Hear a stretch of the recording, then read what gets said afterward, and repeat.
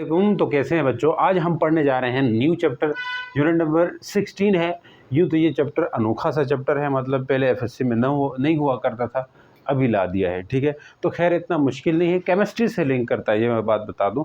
जिनकी केमिस्ट्री अच्छी है तो उनसे ये चीज़ें हो पाएगी। लेकिन टेंशन मत लें, मैं हूँ ना, तो कोई भी चीज़ जिसको कुछ भी नहीं आता है ना, चीज़ें क्लियर करवा के जाऊँगा, तो ये मेरा वादा है आपसे। तो आज हम पढ़ने जा रहे हैं क्या, pressure exerted by a gas molecule. Sir chapter का नाम क्या है, statistical mechanics and thermodynamics. Thermodynamics आपने 11th क्लास में पढ़ चुके हैं, तो यहाँ पे थोड़ी बहुत डिस्कशन होगी, ऐसा नहीं है। बाकी चीज़ें आपकी यहाँ पे स्टैटिस्टिकल मैकेनिक्स, ये फिजिक्स की ब्रांच है। बेसिकली ये क्या है, ये हम डिस्कस करेंगे। और उसके बाद हम जाते हैं कि मेन टॉपिक है pressure exerted by gas molecule. इसके अंदर हम बहुत सारी चीज़ें और बहुत बड़ी डेरिवेशंस करने वाले हैं। तो सबसे पहले बात हम करना चाहेंगे किस चीज़ के ऊपर, कि स्टैटिस्टिकल मैकेनिक्स क्या होती है। तो नाम से ही जाहिर है भाई कि ब्रांच ऑफ फिजिक्स तो होगी ही होगी, क्योंकि फिजिक्स पढ़ रहे हैं तो ये बात तो आप कर सकते हो। ब्रांच ऑफ फिजिक्स है जो कि डील करती है या कनेक्ट करती है माइक्रोस्कोपिक बिहेवियर मैटर का। एक मैटर का माइक्रोस्कोपिक बिहेवियर होता है, एक मैक्रोस्कोपिक बिहेवियर होता है। माइक्रोस्कोपिक बिहेवियर मतलब उसके एटॉमिक लेवल पे, मतलब उसके मॉलिक्यूलर लेवल पे, छोटे पैमाने पे, तो ये होता है माइक्रोस्कोपिक लेवल या माइक्रोस्कोपिक बिहेवियर। समझ चुके हो। यानी कि अगर मैं कहूँ माइक्रोस्कोपिक लेवल कहूँ तो मतलब ये छोटी छोटी चीज़ों की बात कर रहा हूँ, समझ चुके हो। अगर मैं कहूँ माइक्रोस्कोपिक बिहेवियर मतलब कि छोटे पैमाने पे, छोटे लेवल पे जो एटम्स हैं, या कह लें छोटे लेवल पे जो मॉलिक्यूल्स हैं, उनकी स्पीड की बात कर रहा हूँगा। तो माइक्रोस्कोपिक लेवल को हम लिंक कर देते हैं मैक्रोस्कोपिक से। अब मैक्रोस्कोपिक सर बात क्या हुई, मैक्रोस्कोपिक मतलब बड़े लेवल। जैसे प्रेशर की बात करो तो प्रेशर पूरे सारा सिस्टम का होता है। मतलब कहीं पे गैस भरी हुई है, कहीं पे गैस भरी हुई है, गुब्बारे के अंदर गैस भरी हुई, तो उस गुब्बारे के सभी मॉलिक्यूल्स, जो हवा के मॉलिक्यूल्स उस गुब्बारे के अंदर भरे हुए हैं, उन सब मॉलिक्यूल्स का कंबाइंड प्रेशर होता है। प्रेशर अकेले एक मॉलिक्यूल का नहीं होगा, जो गुब्बारे का प्रेशर है वो उसी एक मॉलिक्यूल का नहीं होगा, सब मॉलिक्यूल प्रेशर एक्सर्ट कर रहे होंगे उस गुब्बारे की वॉल्स पे। तो इसका मतलब प्रेशर एक मैक्रोस्कोपिक बात कर रहे हैं इनके ऊपर। तो अभी के लिए इतना ही समझो। ब्रांच ऑफ फिजिक्स जो कि क्या करती है बच्चों, दैट कनेक्ट, जो कि जोड़ देगी किसको, दे कनेक्ट माइक्रोस्कोपिक, मैं बात करना चाह रहा हूं माइक्रोस्कोपिक बिहेवियर, हाँ sir, microscopic behaviour to macroscopic, microscopic behaviour to macroscopic. जरा स्पेलिंग गलत हो तो माफ करना। माइक्रोस्कोपिक एस भी आता है यहाँ पे। Microscopic behaviour to macroscopic property of matter. Sir ये क्या बात हुई, हमें तो कुछ समझ नहीं आ रही। डेफिनेशन आपने ऐसी ला दी है जो कि समझ नहीं आ रही। देखो समझा के रहूँगा, टेंशन मत लो। फिजिक्स की इस ब्रांच, ये जो ब्रांच है, ये स्पेशल कनेक्ट कर देती है माइक्रोस्कोपिक बिहेवियर को मैक्रोस्कोपिक प्रॉपर्टी, या कह लें माइक्रोस्कोपिक लेवल को माइक्रोस्कोपिक लेवल को मैक्रोस्कोपिक लेवल से कनेक्ट करती है। मैटर का जो माइक्रोस्कोपिक लेवल होगा उसको मैक्रोस्कोपिक लेवल से कनेक्ट कर देगी। मतलब जो मॉलिक्यूलर लेवल या एटॉमिक लेवल की जो चीज़ें हैं उनको प्रेशर में कैसे बताना। जैसे आप प्रेशर कैलकुलेट करेंगे तो हम कैसे करें, सभी मॉलिक्यूल्स का जो प्रेशर है उसको मिला के, मतलब सभी मॉलिक्यूल का जो कोलिजन है उसी वजह से प्रेशर बनता है। गुब्बारे में प्रेशर या कहीं पे कंटेनर में प्रेशर, कहीं पे गैस भरी हुई, उसका प्रेशर कैसे बनेगा, सब मॉलिक्यूल के कोलिजन की वजह से बनेगा। तो मॉलिक्यूल के कोलिजन की वजह से प्रेशर बनता है, ये तो आपको पता है। लेकिन इसकी आज एक्चुअल में हम इसकी प्रेशर की इक्वेशन भी निकालेंगे। मतलब उन मॉलिक्यूल्स की कोलिजन की वजह से जो प्रेशर एग्जर्ट होगा वो इक्वेशन भी हम निकालने वाले हैं। यानी कि उस मॉलिक्यूल्स की जो कोलिजन है, मॉलिक्यूल्स की जो स्पीड है, वो एक माइक्रोस्कोपिक लेवल है। वो उसको हम स्टैटिस्टिकल मैकेनिक्स की मदद से उनकी कोलिजन को स्टडी करके, एक्चुअल में कोलिजन कैसे कैसे हो रहा है, उस कोलिजन को स्टडी करके हम एक बड़े लेवल, यानी उस पूरे के प्रेशर के लिए हम इक्वेशन ड्राइव करेंगे। समझ जाओ। तो microscopic behaviour to macroscopic property of matter, अब ये कैसे कनेक्ट करते हैं, थ्रू किसके जरिए करते हैं, तो हम कहेंगे थ्रू स्टैटिस्टिकल मेथड। तो भाई नाम तो स्टैटिस्टिक्स का है ना, स्टैटिस्टिक्स बेसिकली मैथ की एक ब्रांच है। तो फिजिक्स के अंदर मैथ की तो ज़रूरत हमेशा पड़ती है, आपको पता है। Through statistical method. अब स्टैटिस्टिकल मेथड के ज़रिए हम ये करते हैं, ये आपको नोट्स में ये चीज़ें मिलेंगी बच्चों, नोट्स में दे दूंगा, नोट्स जाके आपने वहाँ से देख लेने, नोट्स लेक्चर के बाद देख लो, आपको या लेक्चर सामने रखते हुए, नोट्स सामने रखते हुए लेक्चर देख लो, एक चीज़। दूसरे, उसके अंदर मैं एक्स्ट्रा क्वेश्चन भी दूंगा, जिसे हमने कहा था DDQ, वो क्वेश्चन भी अपने लिए सॉल्व करना। तो देखो फिजिक्स की कोई आपके लिए परेशानी होगी नहीं, ये मेरी गारंटी है। तो आ जाओ, branch of physics that connect microscopic behaviour to microscope, ये हो गया सर, छोड़ दो। अब आ जाए माइक्रोस्कोपिक बिहेवियर की बात करते हैं। माइक्रोस्कोपिक बिहेवियर या माइक्रोस्कोपिक लेवल। माइक्रोस्कोपिक बिहेवियर या लेवल में क्या क्या चीज़ें आती हैं? मैंने कहा था बिहेवियर मतलब उसका मोशन, यानी कि मोशन आएगा मॉलिक्यूल्स का। मोशन के अंदर क्या होता है? स्पीड आएगी। अगर मैं कहता हूँ छोटे मॉलिक्यूल की स्पीड, या छोटे मॉलिक्यूल्स की काइनेटिक एनर्जी, या फिर मोमेंटम, ये सारी चीज़ें गैस के मॉलिक्यूल। अब बड़ी का नहीं, बड़े ऑब्जेक्ट का मोमेंटम की बात नहीं हो रही, छोटे छोटे ऑब्जेक्ट्स की, बिल्कुल गैस मॉलिक्यूल्स की, इनकी मोमेंटम वगैरह, इनको कहा जाता है माइक्रोस्कोपिक लेवल है उस सिस्टम का।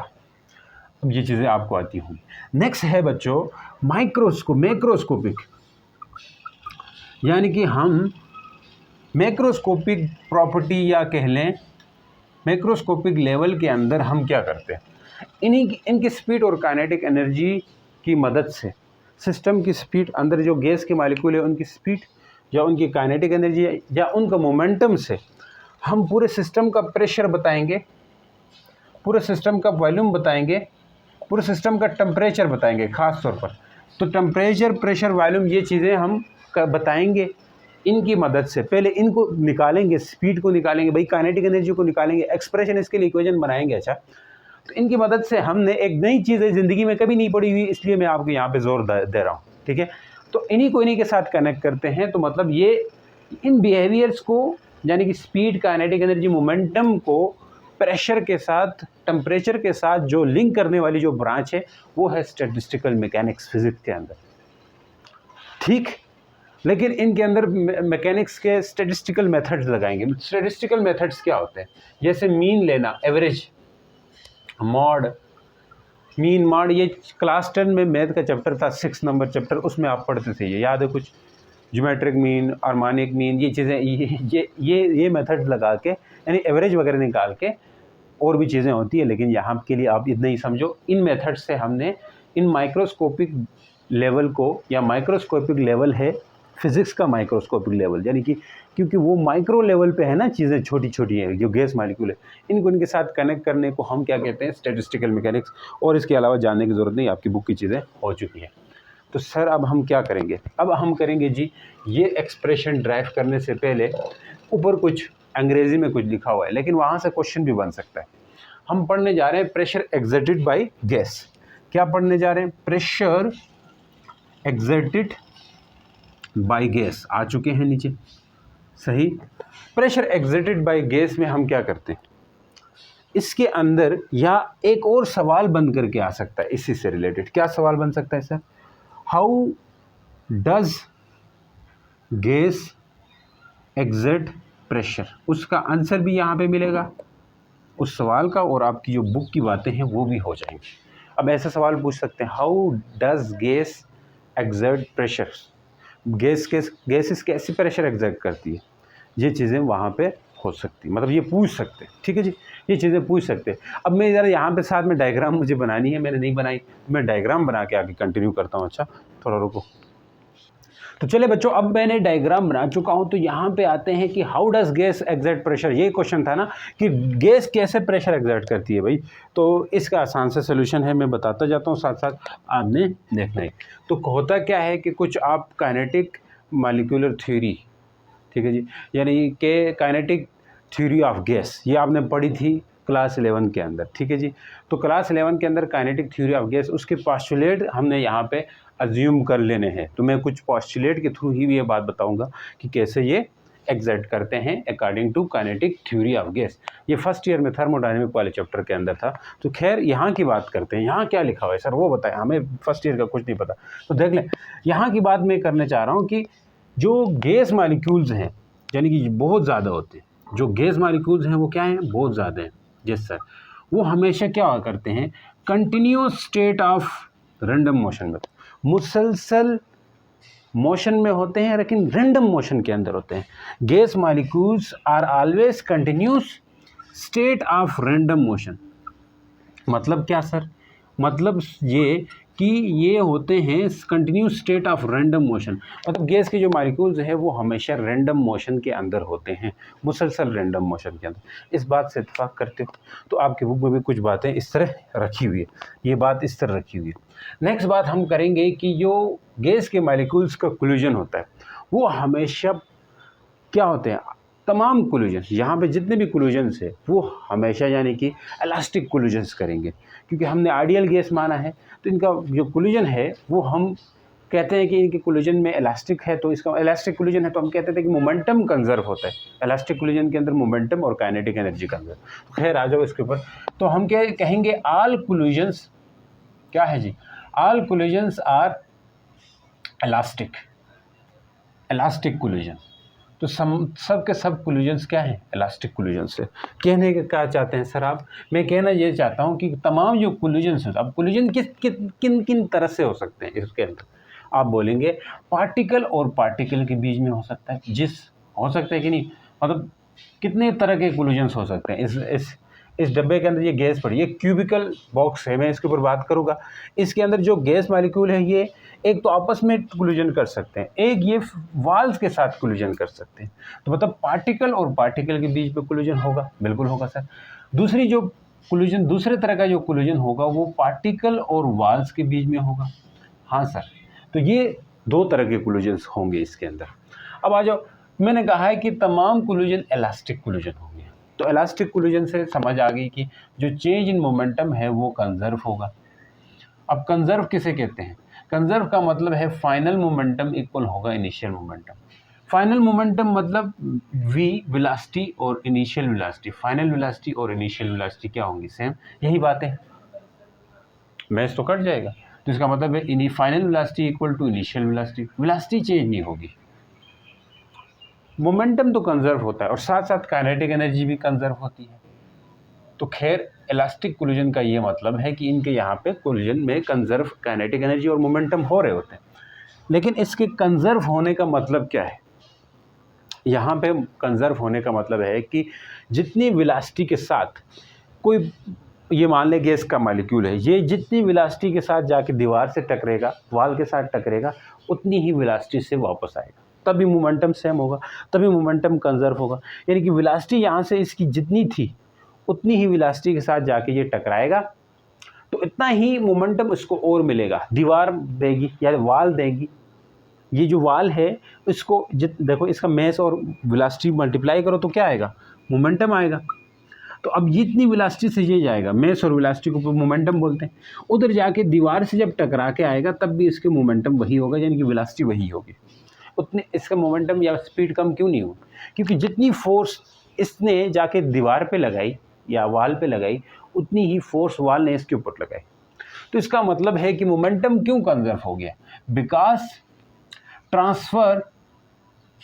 Because gas molecule, this gas molecule transfer equal amount of momentum. Transfer क्या किया? Equal amount of momentum to wall. मतलब वाल को इसने बराबर बराबर मोमेंटम ट्रांसफर किया, इसलिए इसका मोमेंटम कंजर्व हुआ। समझ चुके ये बात? हाँ सर। अब देखो, अब आप सोचेंगे सर हम अंग्रेजी किस तरह लिखें? अब अंग्रेजी इस तरह लिखना है कि gas molecules are always in state of continuous random motion, या continuous state of random motion में होते हैं। ये बात तो समझिए। यहाँ अंग्रेजी कैसे लिखना है? Since molecule in a cubic box, या लिखो molecules since collision of a gas molecules are elastic collision, and these collision may be particle to particle and particle may be between particle and particle and or particle and walls। ये बात लिखी। the collisions are elastic collision, therefore ये बातें खुद से लिखनी है। देखो ये बात समझ आई तो लिखने में तो आप शेर हो ना। therefore आप लिख सकते हो, therefore ट्रांसफर यानी वाल ट्रांसफर इक्वल अमाउंट, या gas particle transfer equal amount of momentum to the wall, and wall also transfer equal momentum to the gas molecule. यही होगा। यही हुआ। हाँ सर, ये बातें अगर लिखने के बाद नेक्स्ट बात हम लिखेंगे यहाँ नीचे पे, ये जगह नज़र आ रही है। नेक्स्ट बात हम लिखेंगे इसके आगे, समझ आ रही कि नहीं आ रही? नेक्स्ट बात क्या लिखेंगे? नेक्स्ट बात ये लिखेंगे according to second law of motion. Second law जो आपने F = ma पढ़ा था, कहाँ पे पढ़ा था सर? 9th क्लास में, और फर्स्ट ईयर में भी शायद पढ़ा है, नहीं पढ़े, लास्ट नहीं पढ़े। अकॉर्डिंग टू सेकंड लॉ, लेकिन सेकंड लॉ की असल एक और फॉर्म भी है, ma नहीं है, वो ये है F = change in momentum, rate of change in momentum. ये है असल न्यूटन की सेकंड लॉ की फॉर्म, ये होती है। अब कैसे होती है सर? कैसे होती है सर? हमें तो नहीं समझ आती। देखो यहीं से निकालते हो F = ma। एक्सेलरेशन को क्या लिख सकते हैं? Change in velocity by time, change in time लिखते हैं, आती है ये बात। F = mass, change in velocity को क्या लिखोगे? चेंज इन वेलोसिटी, एक्सेलरेशन की जगह लिखा मैंने change in velocity divide by time, acceleration की जगह क्या लिखा? Change in velocity divide by time. हाँ सर लिखा। तो अगर मैं लिखूँ तो इस तरह, चेंज इन वेलोसिटी को मैं क्या लिख सकता हूँ? बोलो क्या लिख सकता हूँ? Final velocity minus initial velocity. यहाँ तक समझ आई? हाँ सर समझ आएगी, ये करते होते थे। अब मैं इसको अंदर मल्टीप्लाई करें, मैं यही चीज़ लाना चाह रहा हूँ, बताना चाह रहा हूँ कैसे आए। MVF होगा, बिल्कुल होगा। दूसरा M मल्टीप्लाई करें तो MVI होगा डिवाइड बाई डेल्टा टी होगा। देखो मास इनटू फाइनल वेलोसिटी, मास और फाइनल वेलोसिटी मिलके फाइनल मोमेंटम बनाते हैं। जैसे यहाँ था मास और इनिशियल वेलोसिटी मिलके इनिशियल मोमेंटम बनाते हैं। तो भाई हम सीधा सीधा final momentum minus initial momentum लिख सकते हैं जी। हाँ जी मेरे भाई बोल। फाइनल मोमेंटम माइनस इनिशियल, इसको हम चेंज के बोल सकते हैं। हाँ तो ये न्यूटन सेकंड लॉ ही है एक तरह से। हाँ सर समझिए। तो यहाँ पे भी लिखेंगे इस चीज़ को कैसे बुलाया जाता है? Rate of transfer of momentum भी बोल सकते हो, या rate of change of momentum is equal to force exert on a, force exert by a molecule बोलो, या force exert on a molecule बोलो। देखो गैस मॉलिक्यूल फोर्स एक्सर्ट करेगा वाल के ऊपर, बदले में गैस मॉलिक्यूल के ऊपर भी तो फोर्स लगेगी। कौन लगाएगा? वाल लगाएगी। या किसी के साथ कोलिजन करता है तो उस वक्त भी उसके ऊपर फोर्स लगेगी कि नहीं लगेगी? हाँ सर लगेगी। तो मैं कह सकता हूँ कि rate of according to second law rate of transfer of momentum या rate of change of momentum is equal to force exert by the wall to gas molecule. According to, अब ये मैं इंग्लिश में लिखूंगा, मैथमेटिकल इंग्लिश आपने बनानी है। Rate of change of momentum is equal to force exert by wall to gas molecule. हमने कहा था, हाँ सर कहा था, ऊपर क्या कहा था कि गैस मॉलिक्यूल ने ट्रांसफ़र कर दिया मोमेंटम वाल को। यहाँ पे वाल एक्सर्ट बाय वाल टू गैस मॉलिक्यूल, यानी कि वाल जो है गैस मॉलिक्यूल को मोमेंटम दे रही है। इसी वजह से ये जितनी स्पीड से गया था उतनी स्पीड से वापस आ गया। आई समझ? क्लियर हो रही चीज़ें? इसीलिए ये गया था जिस स्पीड से, उसी स्पीड से क्या हुआ? वापस मुड़ के आया। हाँ सर आया, बिल्कुल आया। तो इतनी बात समझ आ गई। अब ज़रा ये बात हमने करनी है किसी तरह, तो बात लंबी खींच रही है। अच्छा इसको ज़रा थोड़ा सा आपने क्या करना है जी, थोड़ा सा वेट करते हुए, यानी कि थोड़ा सा सब्र रखना है। सब्र में देखो, सब्र में बरकत है, तो सब्र रखनी है। लेक्चर के अंदर अपने अंदर पेशेंस रखो, यानी कि जितना आपको पढ़ाया जाता है उसको गौर से सुनना ज़रूरी है। गौर से सुनोगे तो चीज़ें सारी क्लियर होंगी। मतलब क्या है, लेक्चर को पूरा देखो ये बात सर इररेलेवेंट कर रहे, मैं इररेलेवेंट नहीं करता, मैं उसी बात को समझाने के लिए आपको बैकग्राउंड कहानी और साथ ही साथ बैकग्राउंड जितना भी इसका नॉलेज है वो बताना ज़रूरी होता है, ताकि आप उस चीज़ को हज़म करो, अच्छे से हज़म कर पाओ। यहाँ पे कोई बच्चा ऐसा होगा, मेरे लिए हर बच्चा इंपॉर्टेंट है, जिसको ये बात नहीं पता थी कि भाई न्यूटन सेकंड लॉ तो F = ma होता है, तो मैंने यहाँ पे उसको मोमेंटम से रिलेट करके बता दिया। किसी को शायद ये ना पता हो, अगर जिनको पता है तो उस जगह पे वो स्किप करके आगे जाके देख लिया करें। हाँ सर, तो देखो बातों को रिलेट करना, मैं आखिर में रिलेट करवा दूंगा इसको। ये बात होगी, तो इसका मतलब है कि यहाँ पे क्या हो रहा है, फोर्स एक्सर्ट कर रहा है मॉलिक्यूल वाल के ऊपर, और वाल फोर्स एक्सर्ट कर रही है मॉलिक्यूल्स के अंदर। तो इसी तरह एक मॉलिक्यूल नहीं कर रहा, हम तो यहाँ एक मॉलिक्यूल की बात किए थे, लार्ज नंबर ऑफ मॉलिक्यूल कर रहे हैं, large number of molecule exert कर रहे हैं फोर्स ऑन वाल। ठीक है, तो वाल के ऊपर करेंगे तो हम लिख सकते हैं सिंस यहाँ थोड़ी इंग्लिश लिखूंगा। Large number of gas molecules क्या कर रहे हैं जी, large number of gas molecules exert pressure on wall. 10 इसलिए प्रेशर एक्सर्ट दिस, या 10 लिख सकते हो, दिस लिखो, चलो this pressure exert per unit area. देखो किसी यूनिट एरिया पे लगाएंगे, वाल पे हर मालिक्यूल जाके किसी यूनिट एरिया, मान ले किसी एरिया पे जो फोर्स पर यूनिट एरिया हो रहा है ना, कि एरिया है वाल का, हाँ है, अब वाल है तो ऐसे नहीं है कि इमेजिनरी वाल है, उसका एरिया भी तो होगा। तो force exert per unit area on wall is pressure exert by gas, pressure exert by gas molecule. This force exert per unit area, pressure नहीं बच्चों, देखो this force exert per unit area on wall is basically what, is basically pressure exert by gas.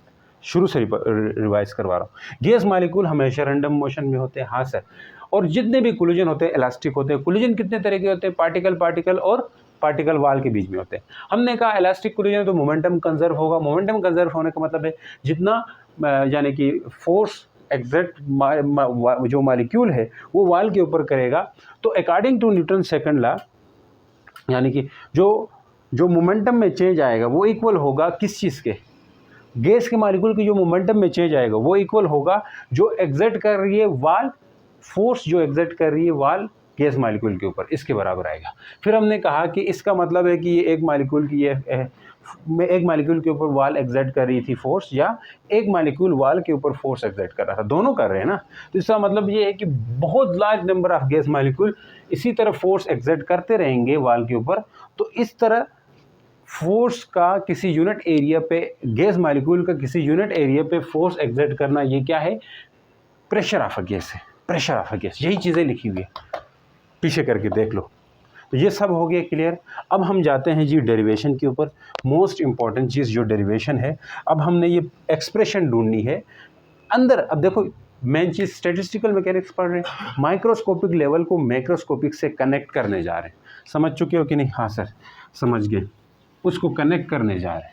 तो सब कुछ मिटा दें हम, तो सही है, मिटा दें सर। ये चीज़ समझ आई, मैं बार बार रिपीट नहीं करूँगा कि F equal to del P by del T की आगे भी इस्तेमाल होगी, इसलिए इसको सीख लो। सीखने के लिए तो आए हैं सर। ये भी मिटा दो जी, डायग्राम नहीं मिटाएंगे क्योंकि हमारे आगे काम आएगी। अब हमने क्या करना है जी, एक्सप्रेशन ढूंढनी है।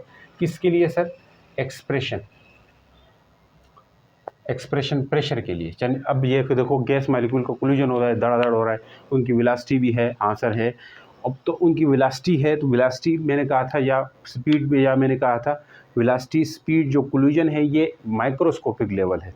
इनको हम रिलेट करके इस पूरे डब्बे के अंदर या बॉक्स के अंदर जो गैस मॉलिक्यूल है उनका प्रेशर हम निकालेंगे। तो पहले इसकी तरफ आ जाओ। अब ये एक बॉक्स है तो इसके ऊपर बात तो करेंगे। इसके अंदर मॉलिक्यूल्स पड़े हुए हैं, n नंबर ऑफ मॉलिक्यूल्स। कितने मॉलिक्यूल्स हैं? n नंबर, मतलब many number of, n number मतलब nth नंबर, जितना अनगिनत मॉलिक्यूल्स है इसको कहा जाता है n नंबर ऑफ मॉलिक्यूल्स मौजूद है। हाँ सर ये बात तो कह गए।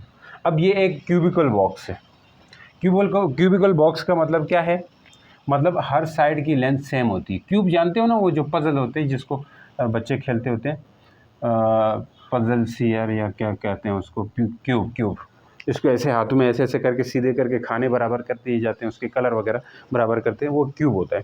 तो देखो तो उसकी सारी साइडें सेम होती है। तो ये भी इस तरह का एक क्यूब है, इसलिए इस साइड हर साइड की लेंथ एल ही होगी। ऐसा नहीं कि ये ज़्यादा ये कम, एक ही है, लेकिन यहाँ बनाने में तो आपको कम लग सकती है, अदरवाइज़ ये एक है। ठीक है सर।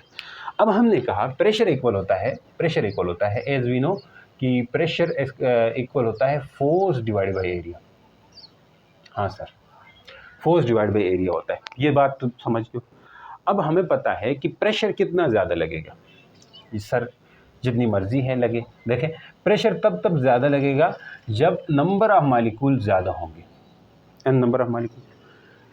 नंबर ऑफ मालिक्यूल ज़्यादा होंगे तो हीट ज़्यादा करेंगे वाल्व की तरफ ज़्यादा कोलिजन होगा तो भी प्रेशर बढ़ेगा। यानी कि नंबर ऑफ मालिक्यूल जाके वाल्व, जितने ज़्यादा नंबर ऑफ मालिक्यूल ज़्यादा वाल के साथ हिट करेंगे उतना ही प्रेशर बढ़ेगा, इसका मतलब है, ठीक है। If the number of molecules, large number of molecule hit wall, ठीक है, then the pressure will increases. और प्रेशर तब इंक्रीज होगा जब नंबर ऑफ मालिक्यूल ज़्यादा हों लेकिन उनका कोलिजन, खुद का आपस में कोलिजन ज़्यादा होगा तब भी प्रेशर ज़्यादा होगा, आपस में टकराव ज़्यादा होगा तब भी। खैर ये बात इतनी इंपॉर्टेंट नहीं है, आई तो समझ, ठीक है। अब आ जाओ, अकॉर्डिंग टू क्या सर, अकॉर्डिंग टू न्यूटन का लॉ, न्यूटन सेकंड लॉ। अब ये चीज़ हमने पहले डिस्कस की हुई कि फोर्स इक्वल होती है किसकी, delta P by delta T के, ये बात तो पता ही है सबको। हाँ सर, अब फोर्स इसकी इक्वल होती है according to Newton second law, क्योंकि जितना मोमेंटम जाके इधर होगा उतना ही मोमेंटम इस तरफ आएगा, मोमेंटम कंजर्व हो रहा है। तो इस इक्वेशन, इस फोर्स की जगह हम इस चीज़ को पुट कर सकते हैं, फोर्स की जगह हम यानी कि del P by del T को यहाँ पुट करेंगे। तो मैं कहता हूँ इक्वेशन 1 एम्प्लाइज, इसका मतलब है पुट इन इक्वेशन 1। तो इक्वेशन 1 बनेगी P इक्वल टू, भाई क्या बनेगी, delta P by delta T, और साथ 1/a मैंने ऐसे खिसका के साइड पे कर दिया और इसको इक्वेशन 3 कह दिया। इतनी बात सबको समझ आई? हाँ सर, साथ साथ लिखो नहीं तो नोट्स हैं, टेंशन मत लें। ये इस चीज़ की इक्वल आ गई, समझ गए सर। अब नेक्स्ट बात क्या करनी है, नेक्स्ट बात ये करनी है कि हमें एक मालिक्यूल ले लेना है, कंसीडर 1 मालिक्यूल, इतने ज़्यादा मालिक्यूल्स हैं, हमें एक का कोलिजन देखेंगे, एक की वेलोसिटी देखेंगे, एक के ऊपर लगने वाली फोर्स देखेंगे, फिर बाद में हम सबको इकट्ठा कर सकते हैं, इकट्ठा के बड़ी आसान तरीके। एक मालिक्यूल के साथ क्या क्या कुछ हो रहा है यहाँ पे कोलिजन की, क्या कुछ उसको करना पड़ रहा है, कैसे कैसे वो कोलिजन करता है, कैसे कैसे उसका मोमेंटम चेंज होता है। अगर ये चीज़ समझ पाएँ तो हम सबका आसानी है, हम सब के लिए, मतलब ये नहीं कि मतलब हमें सब तरह के कोलिजन्स और सब तरह के मोशंस को डिस्कस करना आसान होगा। अब ये क्यूबिकल बॉक्स है, क्यूबिकल बॉक्स क्यों है सर, क्योंकि ये 3 एक्सिस में है, क्योंकि गैस के मॉलिक्यूल 3 एक्सिस में मूव करते हैं, आगे भी जा सकते हैं, सामने भी जा सकते हैं, ऊपर भी जा सकते हैं, 3 डायमेंशन में मोशन करते हैं। ऐसा है कि नहीं, गैस मॉलिक्यूल ऐसा नहीं कि सीधे सीधे जा ही जा रहा है, ऐसा नहीं। क्या एक मॉलिक्यूल सीधा जा रहा तो क्या ऊपर भी जा सकता है कोई? गैस तो ऐसी नहीं चल रही, गैस मान लिया इस तरह चल रही है, ऐसा नहीं। सारी गैस इस तरह से नहीं, उसका मसला है उसकी ग्रेविटी कुछ कर ही नहीं सकती। अब यहाँ पे अजम्पशंस हम वो सारे ले रहे हैं जो आइडियल गैस इक्वेशन के लिए लेते हैं। आइडियल गैस इक्वेशन के लिए हम ये कहते होते हैं कि जो आइडियल गैस है उनके लिए ग्रेविटी कुछ भी नहीं करती, ग्रेविटी उसका इफेक्ट ज़रूर ले लेते हैं। तो इसका मतलब है अगर गैस के कुछ मॉलिक्यूल ऐसे जा रहे हैं तो मतलब उसी टाइम कुछ ऊपर भी जा रहे होंगे, कुछ नीचे भी आ रहे होंगे, कुछ सामने भी जा रहे होंगे, कुछ उधर भी जा रहे होंगे। तो मतलब ये ओवरऑल 3 डायमेंशन मोशन हुआ, ठीक। चाहे इधर जाएँ या इधर आएँ, चाहे इधर जाएं या इधर आएँ तो इसको हम कहेंगे एक्स एक्सिस में मोशन हो रहा है। चाहे ऊपर जाएं या नीचे आ रहे हैं इसको हम कहेंगे वाई एक्सिस में मोशन हो रहा है। चाहे अंदर जाएं चाहे बाहर आएँ तो इसको हम जेड एक्सिस का मोशन मानेंगे, जेड एक्सिस का मोशन मानेंगे। समझ गए सर? तो हम यहाँ पे consider a single molecule, consider a single molecule, एक अकेला मॉलिक्यूल ले रहे हैं। वो अकेला मॉलिक्यूल क्या करेगा, देखो सिंगल मॉलिक्यूल लेने से क्या होगा सर, सिंगल मॉलिक्यूल लेके हम एक ही फेस लेंगे, ये फेस 1 है, ये फेस 2, मतलब हम एक ही तरफ लेंगे। मैं इस डायग्राम को थोड़ा अपने लिए सिंप्लीफाई करता हूँ। मान ले एक 2 डायमेंशन ले लिया है, 3 डायमेंशन, मतलब एक्स ले रहा हूँ, सिर्फ एक्स ले रहा हूँ, ठीक है जी। एक्स ले रहा हूँ तो मतलब यहाँ से मॉलिक्यूल जाएगा इधर, मान लीजिए जिसका मेस m1 है और इसकी वेलोसिटी एक्स एक्सिस की तरफ, मैं एक्स एक्सिस वाला रह रहा हूँ, वाई वाला और जेड वाला बहुत आसानी से होते हैं। इसकी वेलोसिटी जो आगे की तरफ है, फर्स्ट मॉलिक्यूल है तो Vx1 होगा, फर्स्ट मॉलिक्यूल की वेलोसिटी ऑफ सिंगल मॉलिक्यूल। यहाँ कोलिजन करेगा और वापस आएगा तो इसकी वेलोसिटी Vx1 ही होगी, लेकिन नेगेटिव होगी क्योंकि डायरेक्शन चेंज हुई भाई, डायरेक्शन चेंज हुई तो इसलिए इसके साइन चेंज हो गया। तो इसका मतलब सर आप ये कहना चाह रहे हैं कि जब उधर जा रहा था इसका इनिशियल मोमेंटम ले लें हम। अब इसकी जो साइड कुछ कुल मिला के कितनी है, लेंथ L है, ऊपर भी कितनी है L लेंथ है, क्योंकि क्यूबिकल बॉक्स है भाई, हर साइड की लेंथ बराबर होगी। देखने में आपको नहीं लग सकती लेकिन बराबर है, ठीक है। इसको मैंने सर बराबर स्क्वायर टाइप बनाओ तो बराबर हो जाएगी, चलो गुजारा कर, स्क्वायर बन गया, लेंथ बराबर है। तो सर जब इधर जा रहा था तो आप कहना चाह रहे हैं कि आप जब इधर जा रहा था ये मॉलिक्यूल, उस वक्त इसका शुरू का मोमेंटम ले ले, हाँ बिल्कुल ले लो। तो शुरू का मोमेंटम क्या होगा, mass into velocity vx1। तो सर जब इधर आ रहा है तो इस वक्त उसकी मोमेंटम फाइनल ले लेंगे, हाँ बिल्कुल ले लेंगे, एम वी को माइनस वी एक्स वन लेंगे, तो एम माइनस है तो बाहर खिसक के आ जाएगा, तो फाइनल मोमेंटम होगा minus M V X one हो जाएगा। इतनी बात समझ चुके हो, तो इसका मोमेंटम में चेंज आएगा और बिल्कुल हम जा रहे हैं इसी तरफ, ठीक है, प्रेशर निकालने ही जा रहे हैं, तो डेरिवेशन थोड़ी उधर उधर हो सकती है, लेकिन मैं आखिर में कंक्लूड करवा दूंगा आपको। तो अब ये आगे आपके पास इनिशियल मोमेंटम, ये फाइनल। तो मैं कहूँ अगर चेंज पूछूं तो सर चेंज मोमेंटम क्या होगा, तो आप उसके लिए सर कह दें final momentum minus initial momentum कर दें। चेंज के लिए यही तो करते हैं, हाँ सर करते हैं। तो फाइनल मोमेंटम को क्या लिखेंगे, यही उठा के लिख दो, M V X one minus बीचों बीच, अब ये क्या है, ये तो प्लस के साथ है वी एक्स वन। अब भाई ये तो प्लस के साथ है, लेकिन प्लस माइनस माइनस हो जाएंगे आपस में, समझ चुके हो। तो delta P equal to minus M V X one minus plus minus M V X one हो जाएगा। तो देखो minus one time M V X one minus one time M V X one, तो जैसे माइनस वन होता है तो क्या बोलते हो, माइनस टू होता है। तो यहाँ पे कुछ नहीं है तो वन तो होगा साथ, हाँ नहीं है तो कंसीडर कर लो आप। तो इसलिए हम कह सकते हैं कि ये टू टाइम होगा minus two M V X one के बराबर आ गया, ये चेंज इन मोमेंटम आ गया। इतनी बात समझ चुके हो, हाँ, क्योंकि हम निकालना चाहते हैं इसका जो फोर्स जो वाल लगा रही थी गैसेस के ऊपर, उसको हमने न्यूटन सेकंड लॉ से बोला था change in momentum per unit time, ऐसा बोला था। अब इसमें मैं पुट करना चाहूँ, चेंज इन मोमेंटम आ चुका है लेकिन टाइम लेके आना है मुझे, यानी कि टाइम फाइंड करना है, क्योंकि मैं यहाँ पुट करूँ तो मुझे जो फोर्स लग रही है सिंगल मालिक्यूल, एक मालिक्यूल की, वो फोर्स मुझे चाहिए होगी। हाँ सर, आप मोमेंटम फाइंड कर चुके हैं सर, हाँ, तो अब आप क्या करना चाह रहे हैं, टाइम फाइंड करना चाहते हैं। तो टाइम कैसे फाइंड होगा बच्चों, देखो टाइम इक्वल होता है, अब स्पीड का फार्मूला पता है, अब यहाँ पे टाइम एक स्केलर है, हमें टाइम चाहिए, तो टाइम स्केलर है तो मैं स्पीड ले लूँगा, वेलोसिटी नहीं लूँगा। वेलोसिटी लेते तो मुझे नेगेटिव लेना पड़ता, साइन चेंज करना, अब मैं स्पीड ले लूँगा। क्यों सर, क्योंकि स्पीड में आपने, क्योंकि टाइम हमें चाहिए, तो भाई स्पीड इक्वल होता है speed V distance divide by time कर लेते हैं, हाँ जी, डिस्टेंस डिवाइड बाई टाइम कर लेते हैं। अगर मैं स्पीड v कहूँ, अब स्पीड इसकी क्या होगी, वी एक्स वन होगी।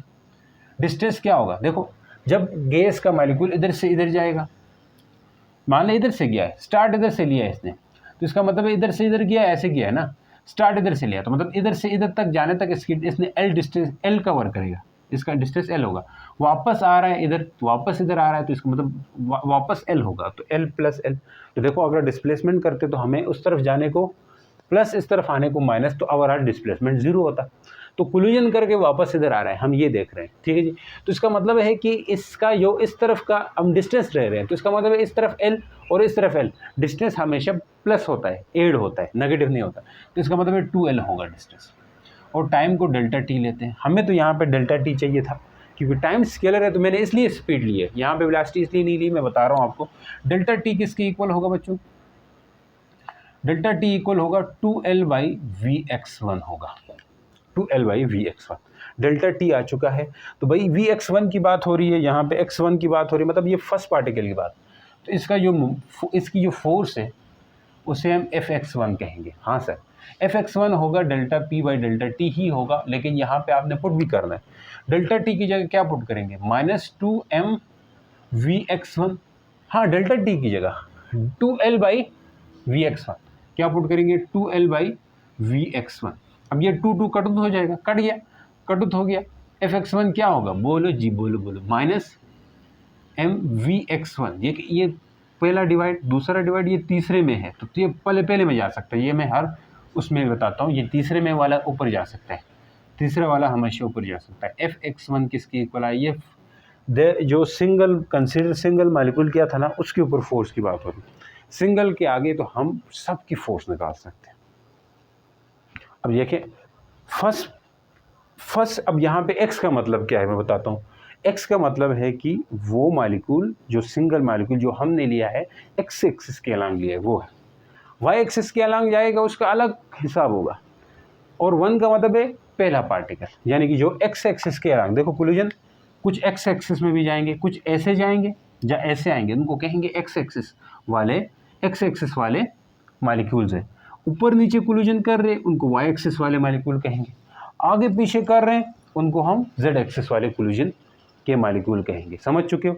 तो हम सिर्फ एक्स एक्सिस वाले ले रहे हैं, तो एक्स एक्सिस वाला मालिक्यूल का पहला जो पार्टिकल है गैस मालिक्यूल वो है आपके पास Fx1, उसके ऊपर फोर्स लग रही है -mvx1। सर इसका मतलब है बहुत लंबा जाना है हमने, हाँ इतना नहीं, बस आसान है, आगे चीज़ें समाप्त हो जाती, मतलब कंबाइन होकर बड़ी सिंपल हो जाती है। यहाँ से हम इस माइनस साइन को हटाएंगे, क्योंकि न्यूटन थर्ड लॉ के मुताबिक अगर इसने इसके ऊपर दीवार के ऊपर ये वाली फोर्स लगाई तो दीवार इसके अगेंस्ट लगाएगी, तो ओवरऑल जो फोर्स है वो आपके पास प्लस हो जाएगी, माइनस माइनस करके हम प्लस कर सकते हैं, बस इतनी बात याद रखो। अब यहाँ पे लिखना चाहें तो लिख सकते हैं according to third law of motion, सही। तो ये प्लस होके आएगा हमारे पास फार्मूला, फाइनल क्या आएगा जी, Fx1 इक्वल टू mvx1 का स्क्वायर प्लस l। इसको हमने इक्वेशंस का नाम भी देना है, ये तीसरी इक्वेशन थी, इसको आप चौथी इक्वेशन कह दो और इसको आप पांचवी इक्वेशन कह दो, मैं भूल जाता हूँ इक्वेशन के लिए। फिर आपने यहाँ पे पुट किया इसको, ठीक है, फिर ये आपके पास हो गई छठी ना दो, पांचवी दे दो, इसको छठी दे सकते, ठीक। डायरेक्ट समझ आ रही है, पुट करना आ रहा है, चीज़ें हो रही तो मसला ही नहीं है, नहीं हो रही तो फिर मसले होते हैं। समझ चुके होंगे अभी तक? हाँ सर, डेरिवेशन लंबी तड़ंगी है, हाँ बहुत लंबी तड़ंगी है ऐसे इतनी वो नहीं है, तो खैर हौसला मत हारना, इसको हम शायद अगली उसमें लेके चले जाएं डेरिवेशन लंबी होने की सूरत में। तो भाई एक एक्सिस के अलांग फोर्स वो आ चुकी है, याद है आपको? हाँ सर याद है, ये याद है। तो अगर मैं एक्स एक्सिस का जो पहला पार्टिकल है उसकी फोर्स याद, ये चीज़ें बिठा दें, एक्स एक्सिस का जो पहला पार्टिकल है उसकी फोर्स वो आ चुकी है।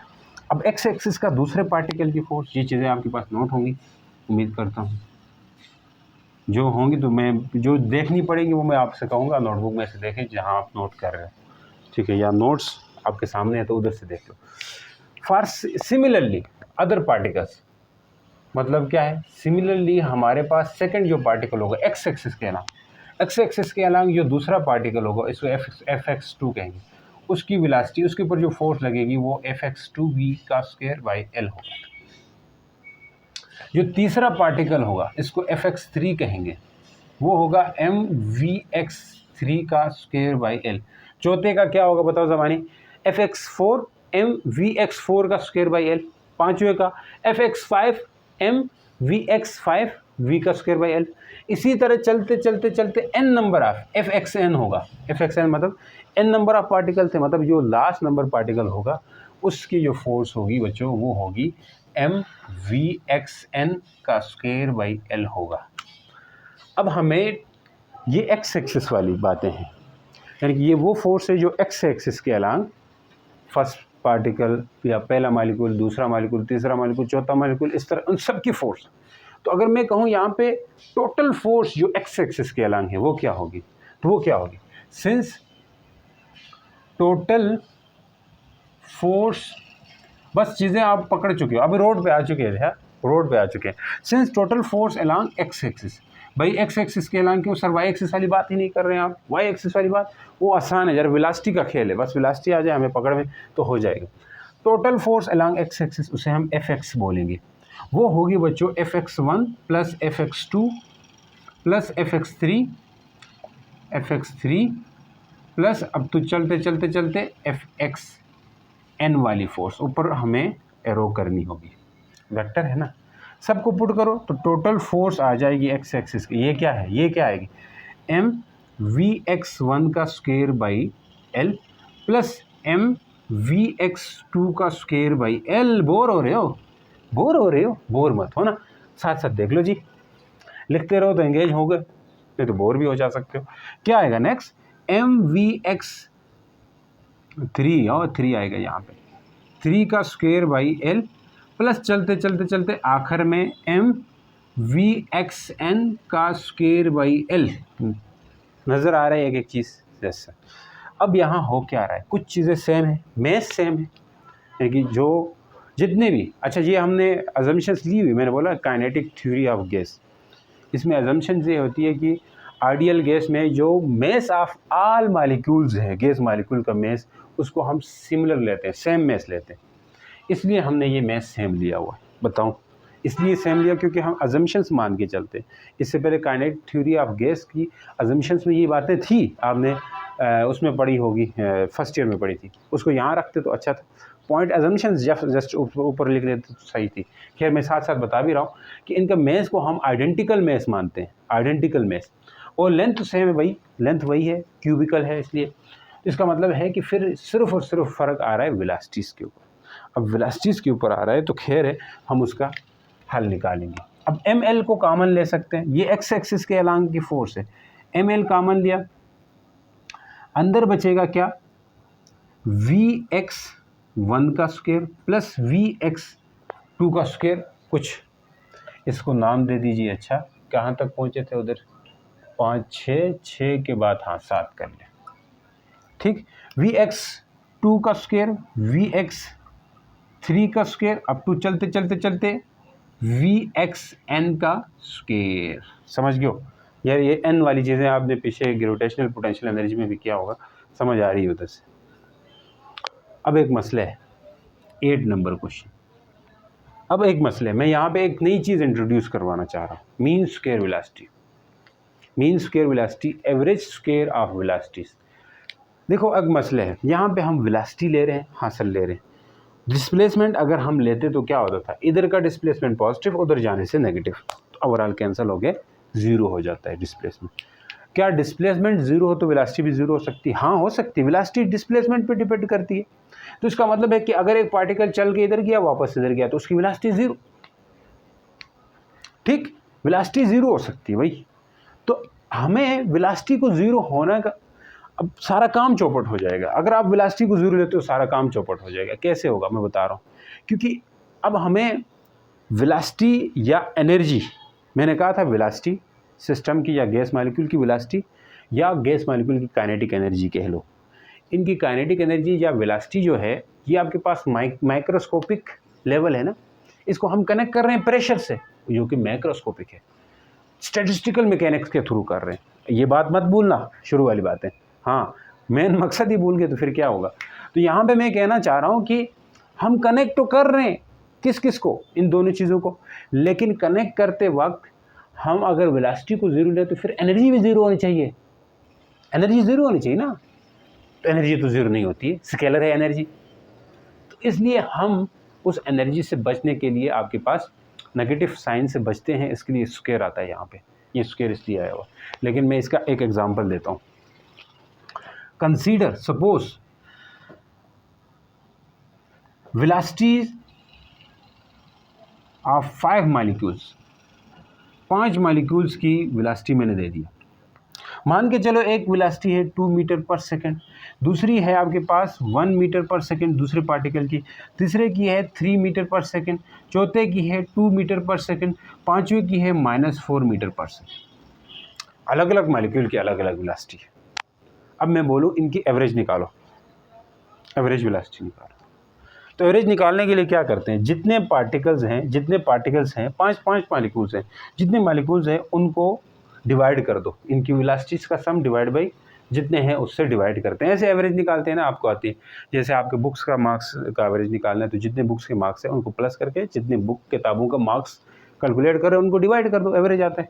तो इन्हीं सब की वेलोसिटीज को सम करके जितने पार्टिकल्स हैं, मॉलिक्यूल 5 है तो 5 से डिवाइड करेंगे।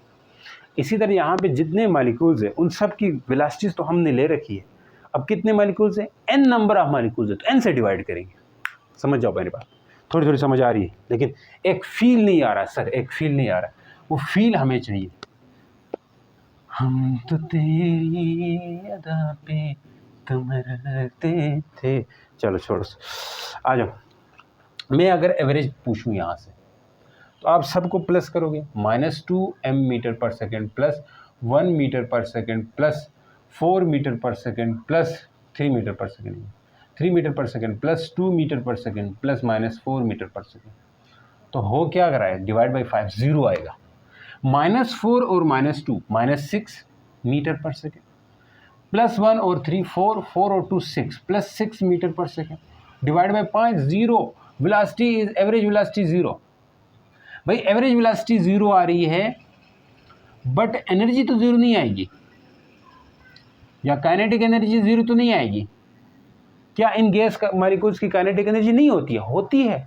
आप वेलोसिटी जीरो ला रहे हो, या इन पांचों के पास क्या कोई काइनेटिक एनर्जी नहीं होगी? होगी, वो तो स्केलर है, डायरेक्शन पे डिपेंड नहीं करती। इसलिए अब यहाँ पे जीरो आ चुका है, हम जीरो लेके तो एनर्जी की तरफ नहीं जा सकते, या हम यहाँ पे इसको जीरो करके हम मैक्रोस्कोपिक प्रॉपर्टीज से रिलेट नहीं कर सकते।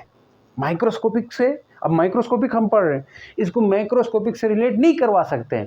तो इसलिए हम क्या करेंगे, इसके जीरो होने से बचेंगे। इसके जीरो होने से कैसे बच सकते हैं? जीरो से होने के लिए, बचने के लिए मीन स्क्वायर करना होगा। हमने मीन तो किया है, इसको मीन बोला जाता है।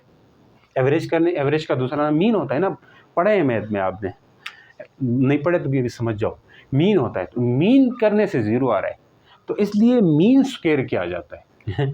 इसलिए मीन स्क्वायर मतलब क्या है सर? मीन स्क्वायर का मतलब है कि ये मीन था, इसके ऊपर स्क्वायर ले लो।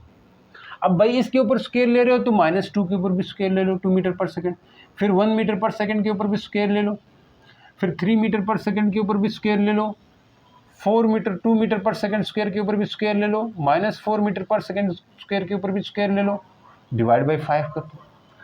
अब जब माइनस का स्क्वायर आता है तो वो प्लस निकलता है, -2 का स्क्वायर क्या होगा? प्लस में आएगा, तो सब प्लस में। वेलोसिटी का स्क्वायर यानी मीन स्क्वायर वेलोसिटी जीरो नहीं होगी, तो एनर्जी भी जीरो नहीं होगी, और हमारा काम हो गया डन डना डन। और नीचे बात, इसका स्क्वायर नहीं करेंगे, नीचे जितने मॉलिक्यूल्स है उसी को ले लेंगे। तो भाई यहाँ पे जो वेलोसिटीज था उसका स्क्वायर इस तरह आया है। वेलोसिटीज का स्क्वायर हमने यहाँ पे जो आया है वो इसलिए आया है क्योंकि वो जीरो होने से बच जाएंगी फिर, क्योंकि किसी की वेलोसिटी प्लस, किसी की माइनस, क्योंकि कोई, अब ये एक्स एक्सिस वाली की बात हो रही है, तो एक्स एक्सिस की तरफ इस तरफ जो जाएगा माइनस, इस तरफ जाएगा प्लस, उस तरफ जाएगा माइनस, तो कैंसिल होकर जीरो होने से बचने के लिए यहाँ पे क्या आया? स्क्वायर आया है। लेकिन ये मीन स्क्वायर तब बनेगा जब इसके नीचे टोटल नंबर ऑफ मॉलिक्यूल्स कितने हैं उससे डिवाइड करें।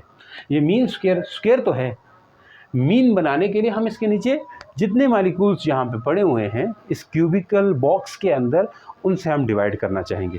कितने हैं? n नंबर, n मतलब हमने शुरू में कहा था वो n कैपिटल N है, उससे हमें डिवाइड कर देना होगा। लेकिन सर इस इक्वेशन में खुद से डिवाइड करने से इक्वेशन में फ़र्क नहीं पड़ेगा? हाँ पड़ेगा फ़र्क।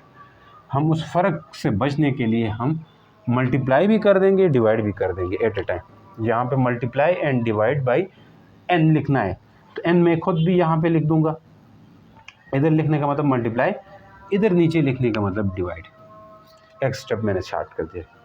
अब इस चीज़ को हम मीन स्क्वायर लिख सकते हैं, और ये एक्स एक्सिस के अलांग है, तो F X equal to N M L, इसको शॉर्ट फॉर्म में वी एक्स, यानी कि mean square velocity along X axis.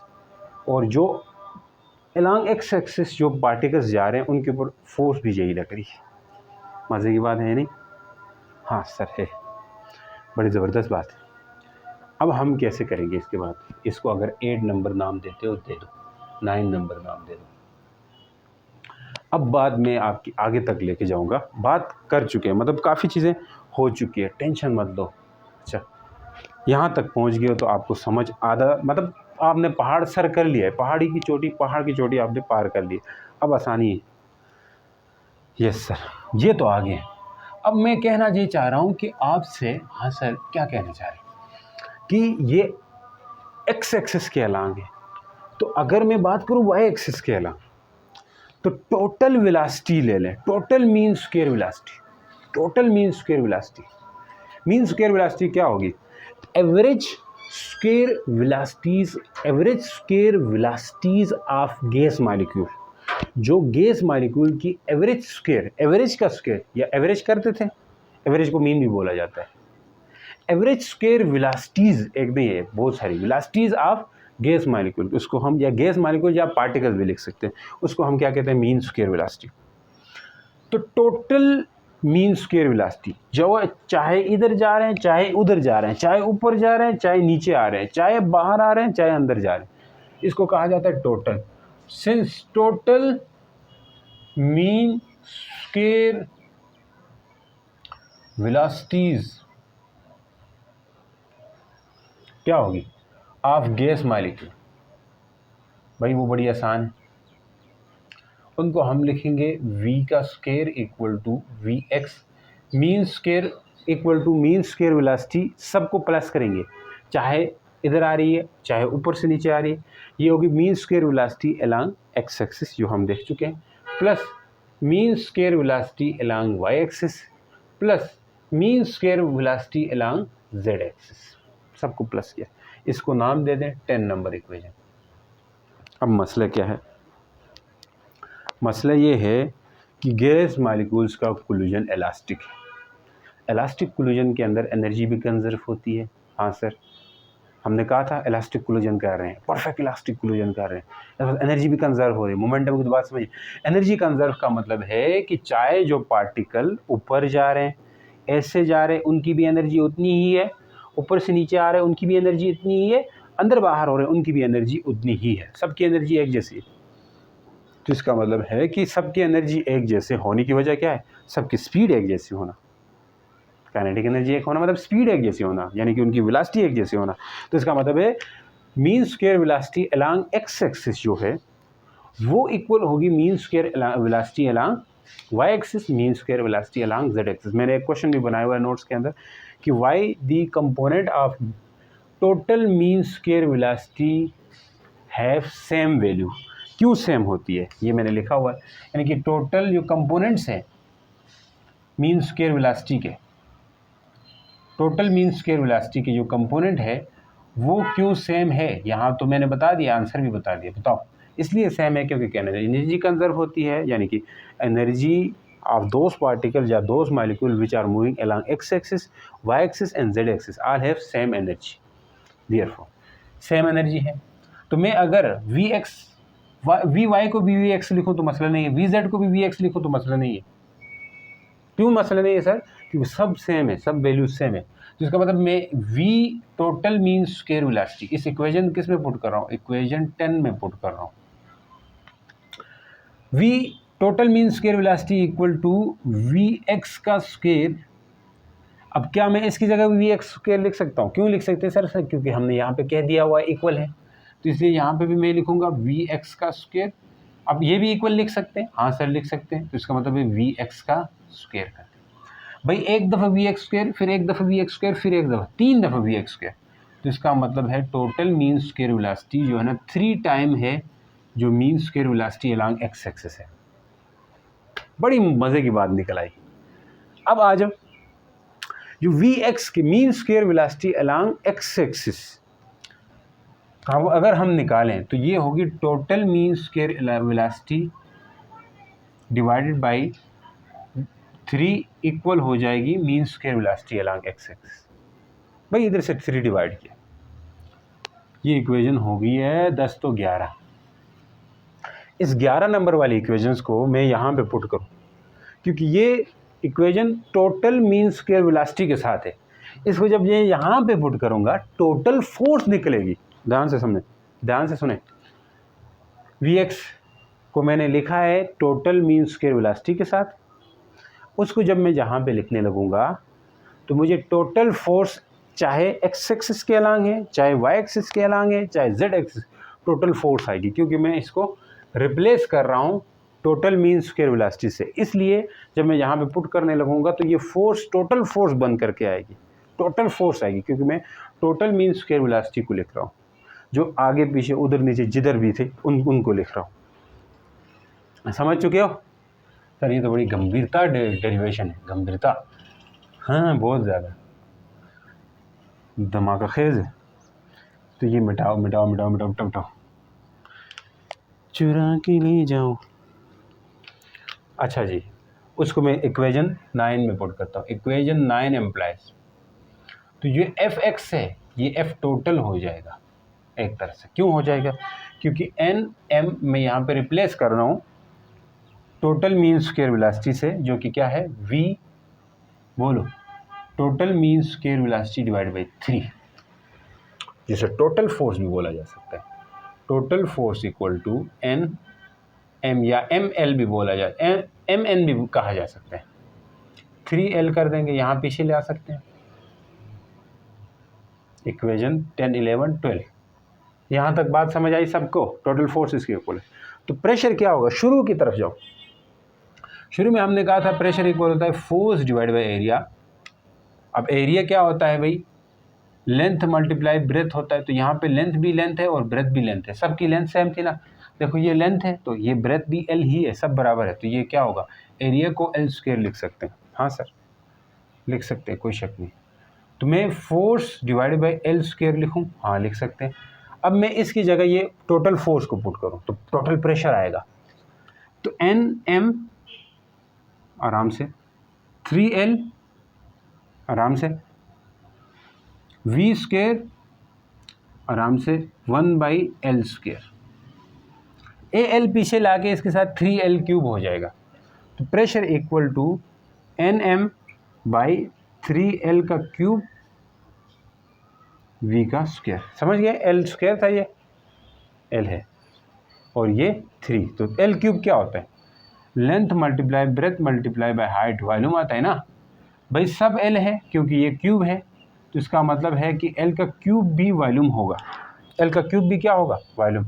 मैं आगे आगे लिख रहा हूँ, ये होगा NM/3V V स्क्वायर।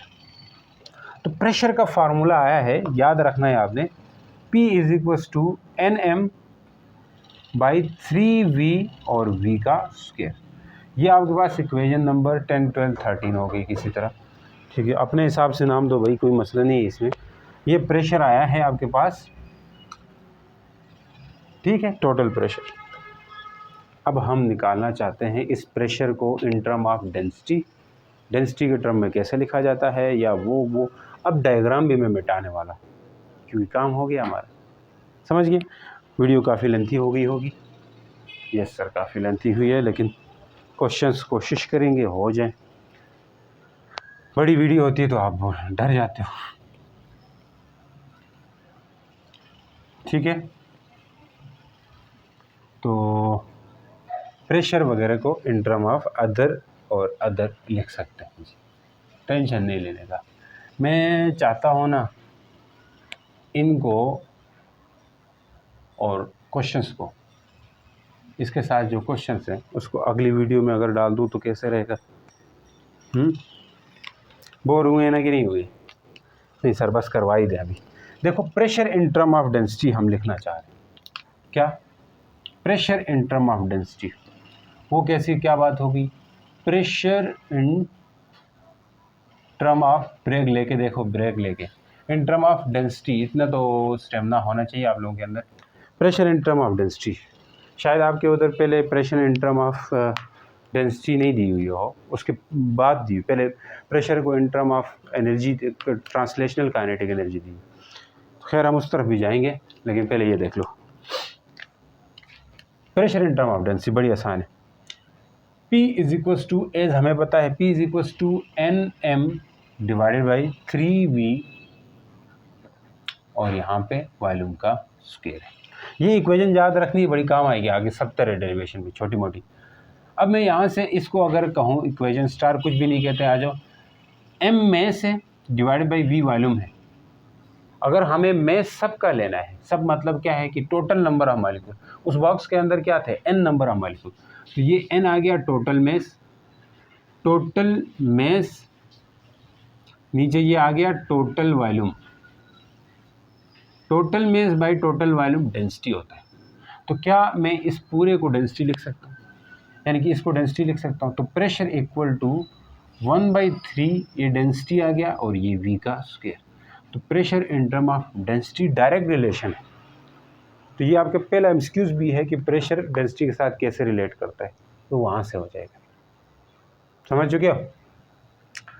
नेक्स्ट बात क्या करेंगे, pressure in term of kinetic energy.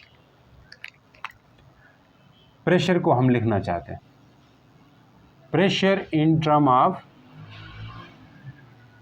Average translational kinetic energy, ऐसा कुछ है। मतलब भाई मोशन के दौरान जो काइनेटिक एनर्जी होगी, ट्रांसलेशनल काइनेटिक एनर्जी होगी, जो देखो रोटेशनल काइनेटिक एनर्जी हो सकती, ट्रांसलेशनल मतलब हमने ट्रांसलेशनल काइनेटिक एनर्जी इसलिए बोलते हैं क्योंकि ये गैस मॉलिक्यूल की जो रोटेशन है देखो गैस मालिक्यूल रोटेट भी कर रहे होते हैं, तो गैस मालिक्यूल की रोटेशन को हम इग्नोर कर रहे हैं, क्योंकि रोटेशन भी लाएंगे तो रोटेशनल काइनेटिक एनर्जी भी होती है, हम उससे बचना चाहते हैं, सिंप्लिसिटी आसानी की तरफ जाते हैं, समझ चुके, इसलिए ये बात हुई। अब ये क्या है, इसके लिए यहाँ से पकड़ लो, फिर से ये वाला फार्मूला पकड़ ले, P = NM बाई 3V, और ये क्या है V²। भाई अगर मैं M को अंदर ले जाऊँ, हाँ सर कैसे, इसके अंदर एवरेज है ना, एवरेज टोटल एवरेज है, तो एवरेज के अंदर लेके जाओ, तो लेके जाएं सर mv²। देखो काइनेटिक एनर्जी आपने पढ़ी है 9th क्लास में या फर्स्ट ईयर में, हाफ mv² के बराबर होती है। देखो 1/2, 2 नीचे डिवाइड में आए तो काइनेटिक एनर्जी बन जाएगी ये तो, हाँ सर। तो 2 नीचे लाने के लिए ऊपर 2 क्या करना होगा, रखना होगा, 2 इधर भी रखा और यहाँ पे b अंदर लेके गए। देखो जो चीज़ आप माइनस करते हो इक्वेशन के अंदर वही प्लस भी करना होता है, सेम उसी तरह जो चीज़ मल्टीप्लाई करते हो तो डिवाइड भी करना होता है। आप डिवाइड चाह रहे थे ना, यहाँ पे डिवाइड में चाह रहे थे तो ऊपर मल्टीप्लाई भी किया, यही हुआ। अब इस 2/3 को शुरू में ले आओ तो ये बन जाएगा 2/3 NV, और इसको हम क्या नाम देंगे, काइनेटिक एनर्जी, काइनेटिक एनर्जी। अब भाई यहाँ पे जो N/V है इसको N0 भी कहा जाता है, number of molecule per unit volume, number of molecule per unit volume, क्योंकि हम ये पर यूनिट वॉल्यूम, एक यूनिट वॉल्यूम में कितने प्रेशर लग रहा है वो हम निकालते हैं, या एक यूनिट वॉल्यूम में कितनी काइनेटिक एनर्जी है, टोटल की बात नहीं, पर यूनिट की बात होगी। अब आगे काइनेटिक एनर्जी में भी इस तरह आएगा, ठीक। तो इसलिए इसको N लिखा जाता है, और N लिखने के बाद नज़र नहीं आता है आप लोगों को, तो मैं उधर चला जाता हूँ, इधर आ जाता हूँ। तो कहने वाली बात है सर, चीज़ें तो आसान है।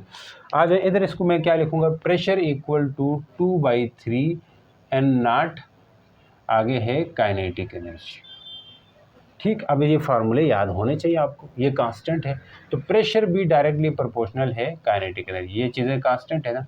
तो ये फार्मूले में आगे जब क्वेश्चन करवाएंगे उधर बताएंगे किस तरह करना है, तो ये आपके पास आ गया।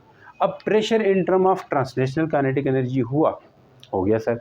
अब टेम्परेचर इंटरप्रिटेशन देखते हैं, टेम्परेचर के साथ क्या है, यानी कि काइनेटिक एनर्जी और टेम्परेचर के साथ क्या ताल्लुक है, ये बड़ा इंपॉर्टेंट केस है। प्रेशर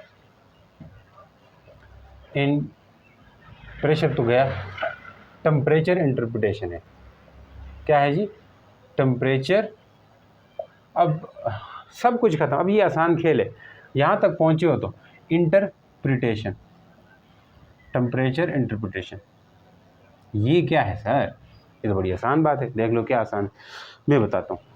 टेम्परेचर इंटरप्रिटेशन में आपने एक गैस इक्वेशन पढ़ी होगी, ideal gas equation, PV = nRT, ठीक। टेम्परेचर इंटरप्रिटेशन, अब टेम्परेचर इंटरप्रिटेशन में आपने रिलेट करवाना है, जैसे प्रेशर एक्सर्टेड बाय गैस था, अब टेम्परेचर इंटरप्रिटेशन के लिए हमने वो करना है, मतलब इसको टेम्परेचर के साथ रिलेट करवाना है, टेम्परेचर के साथ रिलेट करवाना है, किस चीज़ को रिलेट करवाना है, यानी कि काइनेटिक एनर्जी को रिलेट करवाना है। ये फार्मूला आपको पता है कैसे आता है, पता है या नहीं है, बोलो।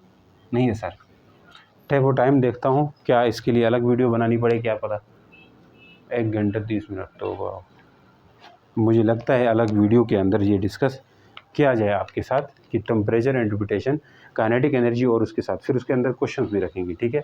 तो अभी के लिए इतना ही, तो हम मिलते हैं जल्द ही इंशाल्लाह, आपको दूसरी वीडियो भी देंगे, यहाँ तक आप लोग कर लो तो नेक्स्ट वीडियो के अंदर। तब तक के लिए गुड बाय, अल्लाह हाफिज़, अपना ख्याल रखें।